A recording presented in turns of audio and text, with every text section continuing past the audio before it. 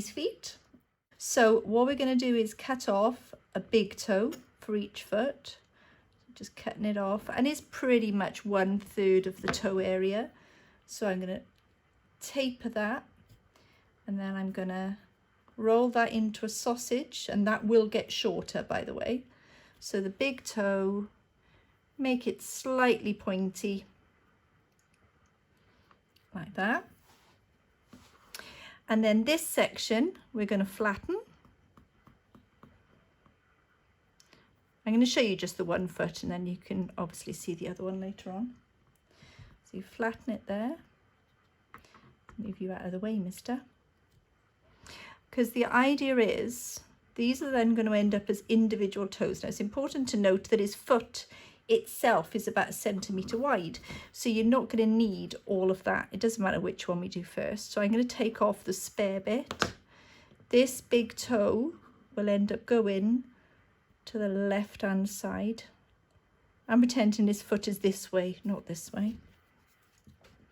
And then these are going to be individual toes. So the first thing we're going to do is we're going to cut out a V out to the center and remove that. It's only still very sticky because of the heat, okay? You can soften the edges up. The little toe is going to be shorter, so we're going to cut another little V. And the reason for cutting the V's is so that it narrows the toe down a bit. Cut that little toe a little bit.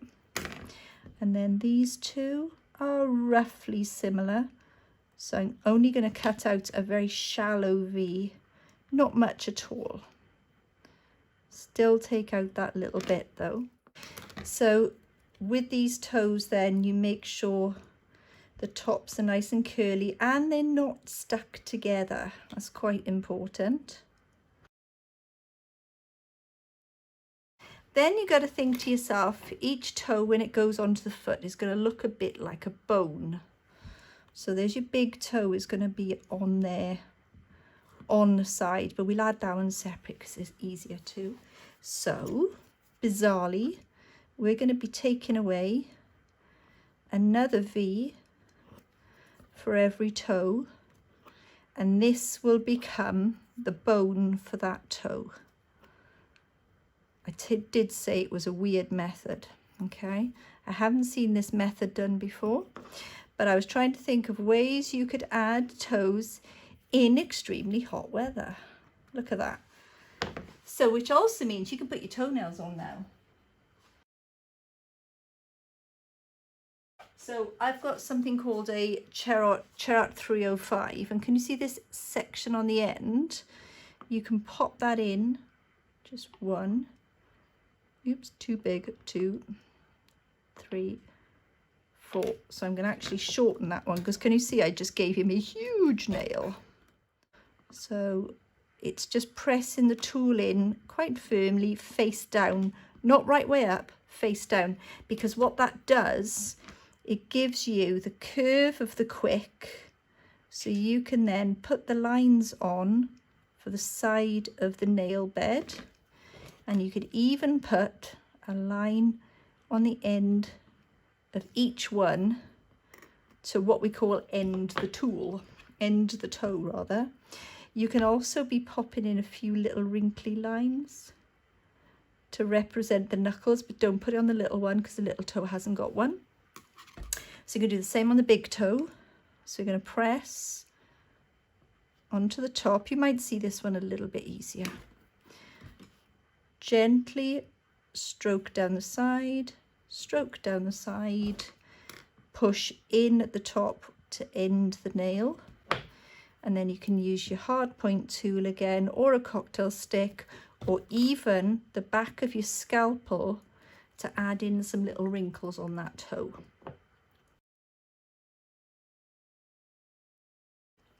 So to the way to add that toe, I know this is quite strange, but trust me, I've been thinking about this. You can kind of see where I'm coming from here. I'm going to get a little palette knife. And can you see the toes? Look at that. So that now sits on the end of that foot. Can you see what's happening? Those toes are now, they've got the lines separating the toes like that. I'm just going to lift her up with my finger there. So all of those toes are attached. You can make sure they're attached by pressing them on a bit firmer, but I'm not going to do that yet because I want to be able to move them first.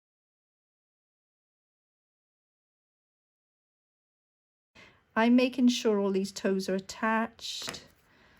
Now, little toe doesn't stick out too much.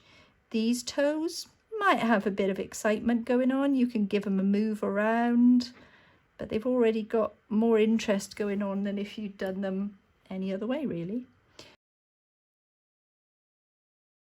Big toe is kind of square, so he sits on the side and he's got quite a big long bone on the side. Bear with me, there is a reason for all this craziness. So we're going to put a really lovely big gap in between. Can you see? Now that gap is echoed there and echoed there. So we've got enough paste to do all this, and then we pull them back together. But can you see we've already got gnarly feet going on? So this toe can get lifted up and pulled back down. Same with all of them. Can you see they're now curling away a little bit, and always tack the little toe in a bit as well. And he could be one toe coming off a little bit to the side. And then you can choose. You can either use that glue brush and blend it in a little bit. Can you see it's blending in quite nicely? Or you can just use another tool to help those lines get marked. So for those of you that are scared of cutting the toes when it's on the foot all in one piece because you think I'm going to break it, that's my idea. Now it may seem a bit like madness, and it probably is a bit like madness if I'm perfectly honest with myself, but I'm just going to put a line blending up in each of these, because this is then blending in with the bones in the foot. So we've essentially added the toe bones to the top of the foot rather than under the skin.